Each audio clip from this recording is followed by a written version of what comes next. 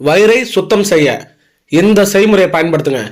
வயிற்றில் உள்ள கழிவுகள் அனைத்தும் வெளியேற, வயிற்றில் உள்ள நுண்கிருமிகள் அனைத்தும் வெளியேற, குடல் கழிவுகள், குடல்ல தேங்கிட்டு இருக்கக்கூடிய கழிவுகள் அனைத்தும் வெளியேற, குடலும் சுத்தமாக, மலக்குடல்ல தேங்கிட்டு இருக்கக்கூடிய கழிவுகள் அனைத்தும் வெளியேற இந்த ஒரு செய்முறையை மட்டும் பயன்படுத்துங்க.